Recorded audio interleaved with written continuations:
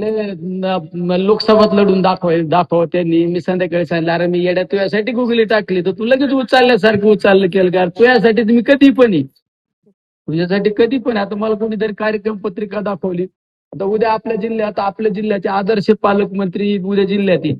अरे म्हणावं, तू काम मंजूर कर त्याचे उद्घाटन कर ना.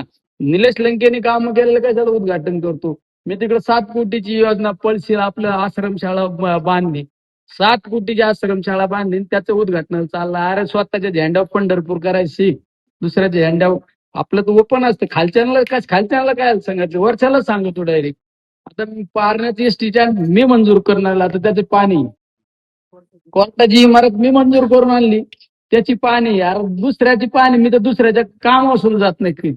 माझ्या इच्छा तुम्ही कधी सांगा, मी आमदार झाल्यापासून कोणाचं खोटं उद्घाटन कधीच नाही करीत मी. ही जमत नाही आपल्याला खोटं. आपल्याला आहे ना, आपली सवय, आपल्या झेंड्यावर आहे ना छाती काढून पंढरपूरला जायचं, पण दुसऱ्याचा झेंडा चोट्ट्या भामट्यासारखा नाही घ्यायचा भाऊ कधी, आहे का नाही? ही तयारी आता काल उद्या आहे काहीतरी. शेवट म्हणावं, तुम्ही तुमचं जरा काम मंजूर करा ना.